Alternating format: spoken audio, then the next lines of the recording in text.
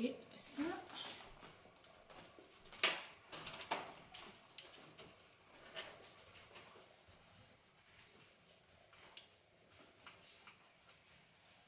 Vous savez, c'était pas...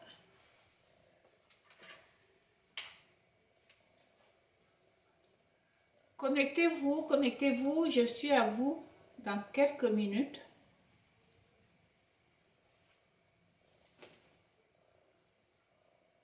Dans quelques minutes.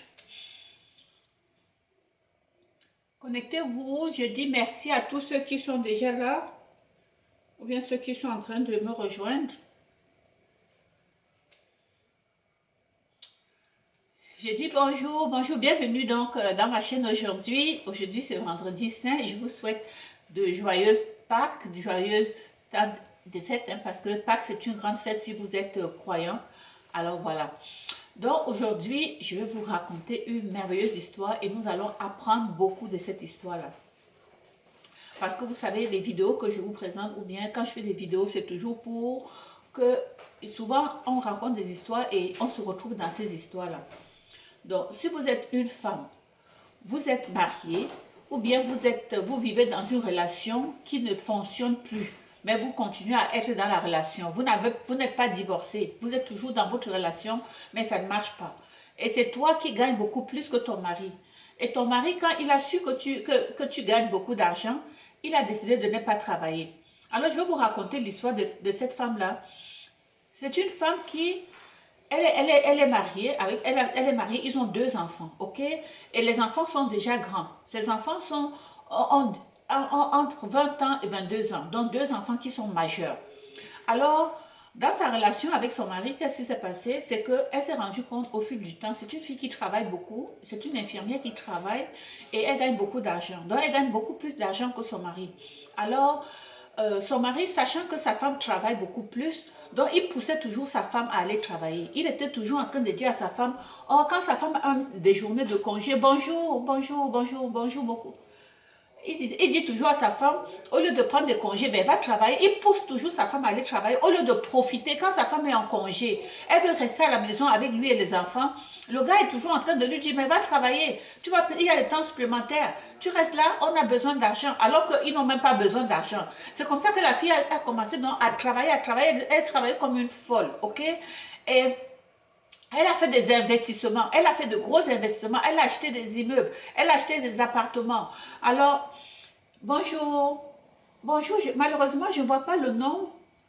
Même bonjour à vous tous qui vous joignez à moi. Alors, donc la fille, elle gagne beaucoup d'argent et son mari est toujours en train de la pousser à aller travailler. Il lui dit toujours, va travailler, elle va travailler. Alors, un jour, elle s'est rendue compte, son mari est sorti, elle s'est rendue compte que son mari la trompait. Comment elle a fait ça? Un jour, elle a trouvé un papier, une note, un message que la maîtresse de son mari lui avait envoyé. Et comme la fille faisait toujours des 16 heures, elle faisait toujours des 16 heures, donc le gars, quand la fille va travailler, elle fait les 16 heures, donc le gars fait ce qu'il veut, ok? Ses enfants étant majeurs, donc le monsieur n'est même pas à la maison. Il passait toujours son temps chez sa maîtresse. Et elle a commencé à penser à se quitter le gars parce qu'elle a eu des preuves que le gars la trompait, ok? Elle a même mené une enquête, elle a même pris comment on appelle ça, un détective pour suivre son mari. Le détective a fait des photos. Le détective a fait des photos à plusieurs occasions de son mari avec sa maîtresse. Et son mari travaillait minimalement parce qu'il savait que la femme travaille comme une folle et elle avait fait des investissements. Elle était devenue un entrepreneur, même si elle était infirmière. Alors, ce que la fille a fait, donc, elle a commencé donc à se préparer. Elle allait se renseigner. Elle a rencontré son avocat et elle lui a dit, écoute, moi, je veux me séparer de mon mari. Mais comme j'ai beaucoup de biens, si je me sépare maintenant de mon mari, je vais perdre mes biens. Je ne veux pas donner la moitié de mes biens à cet homme-là. Qu'est-ce qu'il faut que je fasse? Écoutez bien ce que son avocat lui a dit de faire. Et elle a fait ça sans que son mari... Elle a gardé ça dans le secret. Ok? Ce qu'elle a fait, vous savez qu'ici au Canada, si tu as des biens, tu peux transférer au nom de tes enfants si tes enfants sont majeurs. Ok? Donc si vous êtes une femme Vous êtes marié et vous avez l'impression que votre mari se joue de vous, qu'il vous trompe et que vous avez fait des investissements. Avant de courir, dire que vous allez vous séparer, faites attention parce que vos biens que vous avez acquis là, le gars va avoir la moitié de vos biens, ok? Donc faites attention avant de dire, oh je vais me séparer du gars. Il faut être maligne, il faut être prudente et il faut calculer. Ok? Donc cette fille-là, elle savait que son mari la trompe. Elle a commencé à se préparer. Elle a dit, elle voulait se séparer du gars. Parce que le gars ne lui donnait aucune considération. De toute façon, il l'a considéré comme une banque. Ok? Il avait besoin d'elle seulement quand il avait besoin d'argent. Elle s'est demandé, mais pourquoi le gars me dit tout le temps d'aller travailler, travailler, travailler? Et c'est comme ça que elle a donc commencé, son avocat lui a dit, tu vas, tes biens, tu vas commencer, tu vas les vendre. Si tes enfants sont adultes, tu vas transférer à tes enfants. Et elle a transféré, elle avait 4 propriétés, ok? Donc les 2 propriétés, elle a transféré à chacun de ses enfants.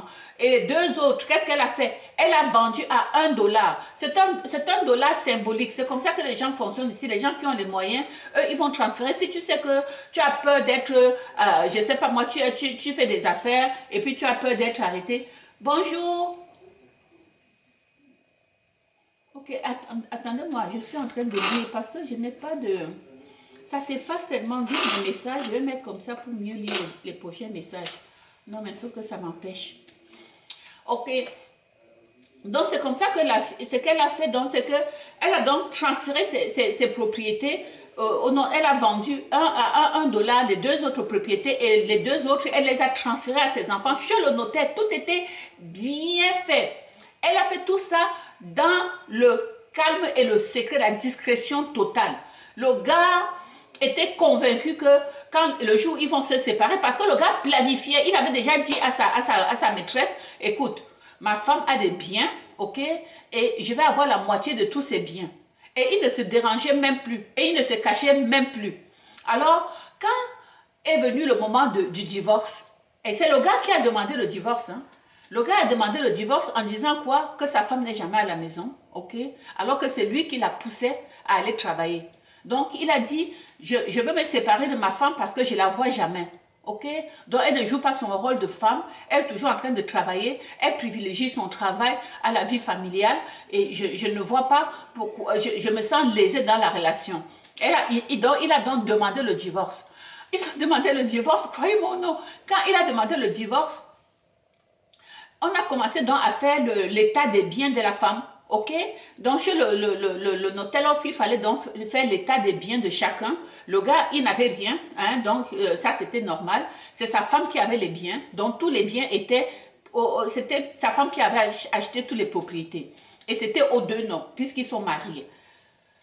Alors, ils arrivent donc, comme le gars n'a rien, il ne pouvait rien donner à la femme. Et elle est venue donc, elle a montré, elle a dit, voilà mes biens, voilà tout ce que j'ai. Non, c'était même pas au nom, elle avait fait ça, tout était à son nom, hein, parce que tout était à son nom, mais elle les a acquis dans le mariage. Et même si c'est à ton nom, si c'est acquis pendant le mariage, ton conjoint a la moitié de tous tes biens, ici au Canada. Même si tu as fait à ton nom, même si tes affaires sont à ton nom, tant que vous êtes mariés, si en cas de divorce, vos biens, le mari va avoir la moitié, ok? Et cette fille ici, qu'est-ce qu'elle a fait? Elle a été maligne, elle allait voir un avocat. Et on lui a donné des conseils. On lui a dit, t'es bien? Bonsoir, bonsoir, bonsoir. Elle dit, attends, je vais prendre ça. Ok, bonsoir, Liette, bonsoir. Et je vous souhaite aussi de joyeuses Pâques, hein, si vous venez de vous joindre à moi. Ok, je suis contente de vous voir, je suis contente vraiment. Ça me fait plaisir de savoir que vous êtes là. Alors la fille, ce qu'elle a fait, c'est que je suis obligée j'interromps souvent parce que je suis sur 2 plateformes en même temps. Je suis sur TikTok et en même temps sur YouTube. Alors, je reprends. Je reprends pour ceux qui viennent d'arriver. Mieux se marier sous régime de biens séparés. Ici, même si c'est le régime de biens séparés, je pense que tant que ce n'est pas bien spécifié, que chacun va garder ses biens et vraiment spécifié, mais les gens ne pensent même pas à faire des biens séparés. Les gens ne pensent même pas à faire ça. Et c'est ça qui arrive souvent. Hein, les gens ne pensent pas à ça. Et puis, ce qui arrive, c'est que ça arrive ce que vous allez voir. Le gars, il la trompe et il provoque le divorce. Il provoque le divorce en espérant que Il savait que la fille, de toute façon, il connaît le règlement, il connaît la loi du Canada. Il sait qu'en cas de divorce, il aura la moitié. Même si les biens que la femme avait, toutes les maisons, elle avait 4 maisons, des propriétés, des maisons luxueuses, des appartements. Même si c'était au nom de la femme, il avait la moitié de tout ça. Alors quand il a donc provoqué le divorce, quand ils arrivent donc en cours, le notaire, on a demandé les biens de la femme. La femme a apporté la liste de ses biens. Et il n'y avait plus rien en son nom. Elle avait tout mis. Elle avait tout transféré au nom de ses enfants. Tout. Tout. Le gars était surpris. Il est resté là comme ça. Donc il est resté. Il a dit, mais non, c'est pas possible. Mais non, la femme avait fait légalement tous ces transferts. Légalement, elle a suivi les conseils elle n'avait plus rien. Elle a suivi les conseils de son avocat. Elle a vendu à ses enfants. Elle-même n'avait plus rien. Tous ces 2 enfants, elle avait la chance pour que quoi? Ses enfants étaient des majeurs. Ses enfants étaient majeurs. Parce que si tes enfants sont mineurs, tu ne peux pas faire ça. Ok? Donc ici, le conseil aux filles, c'est quoi? Bonne fête de Pâques. Merci beaucoup. Moi, je suis dans la restauration. Ok, moi, je suis dans la restauration. Ok. Donc, je regarde un peu. Ok. Oh, c'est ça parce que souvent j'ai fait ça, j'oublie ceci et puis après ça se ferme. Oh non. Il faut tout le temps. Vraiment, ceux qui me suivent sur TikTok, s'il vous plaît, bougez un peu, tapotez. Envoyez-moi des roses pour que ça reste actif parce que sinon ça va s'éteindre. Alors, vous êtes une femme, ok? Que vous soyez marié ou que vous soyez monoparental, ou bien vous êtes dans une relation avec un homme, ok? Et vous avez eu des biens. Vous avez des biens que vous avez travaillé fort pour acquérir ces biens-là. Vous avez un homme auprès de vous, que vous avez l'impression que cet homme-là vous exploite. Ok? Disons que vous êtes marié à cet homme-là, vous avez l'impression que... Oh, il faut que je lise. Si je peux avoir quelqu'un qui peut me lire mes messages, parce que je ne peux pas lire les messages. Ça va tellement vite. Je ne sais pas comment il faut faire pour que les messages restent plus longtemps. Parce que je n'arrive pas à lire. Dès que je vais lire, ça part vite. Donc, ce que je vais dire ici, c'est que si vous êtes une femme, vous êtes marié, ou bien vous êtes en relation, vous vivez avec quelqu'un, ok? Et vous avez acquis des biens immobiliers, ok? Et vous devez savoir une chose, c'est que en cas de séparation, votre conjoint, et ici au Canada, même si vous n'êtes pas marié, je vous dis bien là, ici au Canada, si vous vivez avec un gars, vous n'êtes pas marié, mais vous vivez ensemble, vous avez le statut vous vivez comme si vous étiez marié. Ici au Canada, on vous considère comme marié. Je vous préviens d'abord. À partir du moment où vous vivez sous le même toit, ok, on vous considère, on vous considère comme des mariés, même si vous n'avez pas signé l'acte. Donc c'est comme ça se passe au Canada. Alors, cette femme-là et que ce soit cette femme ou n'importe quelle autre femme, je parle ici, je m'adresse aux femmes, parce que dans ce cas-ci, c'est un homme qui a voulu exploiter sa femme. Parce que, bon, ça pourrait s'appliquer à un homme, mais généralement, qu'est-ce qui se passe? Ce sont les femmes qui sont souvent lésées dans ce genre de situation. Parce que le gars faisait quoi? Il s'est préparé, ok? Il poussait sa femme à aller travailler. Il poussait sa femme à aller travailler tout le temps. Et la fille faisait des 16 heures. Oui, c'est vrai qu'elle a fait beaucoup d'argent. Elle travaillait 16 heures, 16 heures. Elle a fait des bonnes acquisitions. Honnêtement, quand je vois ce que la fille ce qu'elle a acheté dans toutes ces années-là, je lui dis bravo. Je vous jure là. Et c'est même pas qu'elle occupait un poste important, hein. Voilà, donc elle n'occupait pas un poste important. Comme pour dire, on n'a pas besoin d'avoir un grand salaire pour investir. Ok? Vous n'avez pas besoin d'avoir un gros salaire pour investir. Il faut seulement penser, il faut être proactif. Et il faut savoir, quand vous travaillez, essayez d'investir à côté. Ne cherchez pas seulement à vivre seulement de votre salaire. Votre salaire ne vous rendra jamais riche. Ok? Votre salaire ne vous rendra jamais riche. Quand tu te concentres seulement sur ton salaire, tu ne peux pas prévoir des choses. Tu peux pas aller au-delà. Alors que quand tu fais des affaires autres, parallèles, ok, tu peux envisager des projets. Alors c'est comme ça que cette fille-là, elle avait des propriétés qu'elle louait. Ok? Ok, juste pour dire que je suis à la cuisine. Merci. Merci beaucoup. Ok. Ok, mais ça fait rien. Merci. Et joyeuse Pâques encore pour ceux qui sont en train de se joindre à nous. Joyeuse Pâques. Et puis, Donc, conseil à toutes les femmes qui m'écoutez. Conseil. Vous faites attention. Si vous êtes dans une relation, vous vivez avec un homme, vous avez un homme qui a décidé subitement, parce qu'il vous voit, il voit que vous achetez beaucoup de choses, il voit que vous êtes entrepreneur, il voit que vous avez de l'argent, il décide de ne plus travailler, ou bien il travaille minimum, il diminue ses heures de travail, il travaille minimum. Sachez qu'il est en train de calculer quelque chose dans sa tête, ok? Parce que le gars disait à la fille, va travailler, et lui-même, il ne travaille pas autant. Alors la fille allait travailler. Entre le temps, le gars faisait quoi? Il avait sa maîtresse. Et il vivait sa seconde vie. À un moment donné, la fille a su ça. Et donc, quand elle a eu la preuve concrète que le gars la trompait, elle s'est dit non, je veux me séparer. Et c'est une fille intelligente, ok? Elle est intelligente, c'est pas une africaine, c'est une asiatique. Elle est intelligente. Oui, elle est intelligente. Vous savez que ces filles-là sont discrètes. De nature, elles sont plus discrètes que nous, ok? Donc, elle a allé dans la tranquillité. Elle s'est préparée pendant plus d'un an. Pendant plus d'un an, elle savait qu'elle est en train de se préparer. Et la leçon qu'elle a voulu faire à cet homme-là, la leçon c'était quoi? Tu vas voir, quand on va passer au divorce, tu n'auras rien. C'est ça. On va passer au divorce, tu n'auras rien. Tu penses que tu vas m'avoir, tu n'auras rien. Et c'est comme ça, c'est ça qui s'est passé. Quand ils sont arrivés chez le notaire, la fille est venue avec tous ses papiers. Elle a mis les papiers sur la table. Le notaire a dit à son mari, mais votre femme n'a rien. Le gars dit non, c'est pas possible. Elle a telle propriété, elle a telle propriété, elle a telle propriété, puisque le gars s'était préparé. Or, la fille, le notaire a pris toutes ces propriétés-là, il dit, ok, voilà celle-là, mais c'est au nom de votre fils. Voilà telle-là, c'est au nom de votre garçon. Donc, elle avait transféré et elle avait suivi de telle sorte qu'il ne pouvait même pas avoir de contestation. Le notaire, son avocat lui avait dit, tu transfères et l'autre, puisque tu ne peux pas transférer deux propriétés à la même personne, tu vas vendre les autres de façon symbolique. Ok? Tu vas vendre symboliquement, tu vas vendre, donc un franc, c'est un dollar symbolique. Donc c'est comme ça qu'elle a vendu à son enfant à $1. Et sachez que vous pouvez faire ça. Et vous pouvez faire ça. Parce que je connais une fille, qui est une de mes filles que je coach.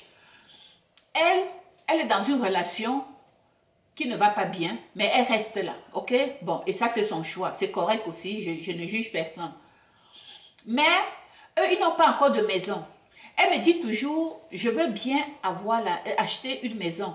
Mais si j'achète une maison, sachant que ma relation avec mon mari est ce qu'elle est, si je vais acheter la maison, donc ça va être aussi, il va bénéficier de la moitié. Je dis oui, c'est comme ça au Canada. Elle dit, qu'est-ce qu'il faut que je fasse? Ses enfants étant mineurs,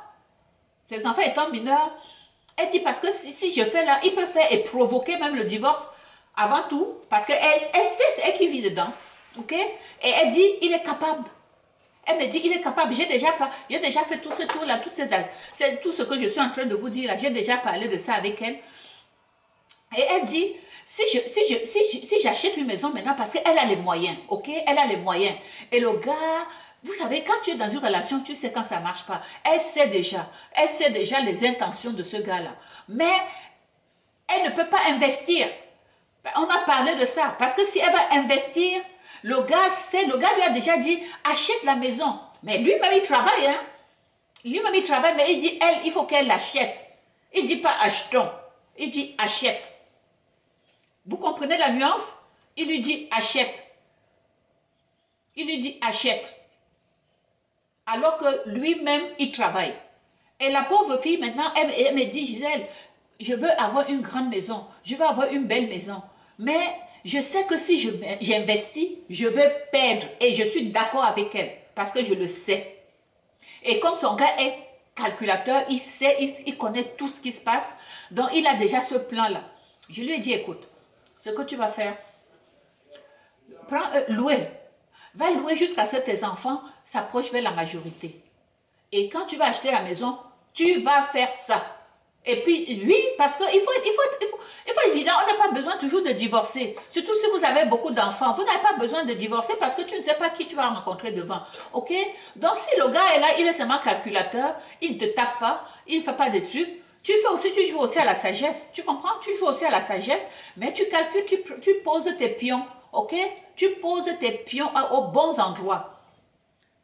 Ok? Bonne fête, bonne fête. Ok. Tu poses tes pions aux bons endroits. Ok?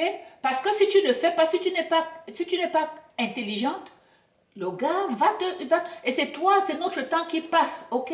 Un gars va vivre avec une femme pendant des années. Le jour où il peut aller se taper encore une autre jeune fille, ok? Nous les femmes, on va pas retourner en arrière, on sera plus jeune, ok? Et on va pas dire qu'on va commencer à aller chercher, être des cougars, ok? C'est pas la même chose. Voilà. Donc, protégez-vous, protégez-vous. Tu es dans une relation. Tu sens que la relation dans laquelle tu es, que c'est une relation qui est comme ça. Que ton cœur te dit, la relation si là, alors tu fais quoi? Tu es prudent. Quand le gars te pousse à aller investir, quand tu vas investir, sache que tu es en train de lui donner la moitié, la moitié. Et moi, je conseille toujours même si vous êtes ensemble, mets à ton nom. Tu n'es pas obligé de mettre aux deux noms. Parce que quand tu mets aux deux noms, systématiquement, il a la moitié, même s'il n'a pas donné un sou. Même s'il n'a pas donné un sou, systématiquement, il a la moitié. Donc, même si tu ne pourras même plus aller transférer au nom de ton enfant, parce que l'autre est déjà inscrit dedans. Ok? Très important ce que je vous dis là. Vous n'avez pas confiance. Vous êtes dans une relation dont vous n'avez pas confiance à votre conjoint. Ne mettez pas quand vous allez acheter la maison, vous n'êtes pas obligé de mettre aux deux noms. Et n'ayez pas peur de dire que non, je ne veux pas mettre aux deux noms. Tu dis que je vais mettre à mon nom, ça ne veut pas dire que tu ne vas pas être avec moi, mais je mets à mon nom juste pour que ce soit plus facile si je veux réinvestir, des choses comme ça. Il faut trouver une raison. Trouve une raison. Mais ne mets pas son nom. Ne mets pas son nom. Il va te dire, oh, comme on est marié, on est obligé de mettre. Et tout ça, tout ce que je vous dis là, ça c'est quand tu sens déjà que ta relation n'est pas une relation saine. Je ne dis pas que si tu es dans une relation où il y a l'amour, que tu vas faire ça. Quand il y a l'amour, tu ne vas même pas penser aux choses comme ça. Tu penses aux choses comme ça quand tu sais que ton gars qui est avec toi là, qu'il n'est pas sérieux. Tu sens que le gars n'est pas sérieux et que le gars, il t'utilise. Nous les femmes, on sait quand le gars n'est pas sérieux. Hein, souvent, on sait que le gars n'est pas sérieux, mais on ferme les yeux. Ok? Alors si quand tu sais que le gars n'est pas sérieux et que tu as des preuves que le gars joue de toi, alors fais attention aux investissements. Ouais, j'ai pas confiance, je te dis même pas. Déjà, c'est ça. Donc elle dit que même si elle n'a pas confiance, elle ne te dit même pas. Donc c'est ça, il faut être maligne. Chez nous même en Afrique, on disait d'être sage. Quand ta mère te dit d'être sage, c'est quoi? C'est que fais ce que tu as fait pour sauver ta peau. Ok? Donc tu sais déjà d'avance que le gars te joue aussi. Il dit investissons, tu dis non, j'investis pas, mais tu sais que tu mets de l'argent de côté. Et quand tu sais déjà, et tu peux aller acheter ta maison sans lui dire, hein? Tu sais ça, hein? Tu peux aller acheter même ta maison sans rien lui dire. À partir du moment où tu mets à ton nom, et puis tu mets ta mise de fonds, c'est ton argent. Tu ne prends rien. Et moi, je vous conseille, si tu es dans une relation qui n'est pas solide, là,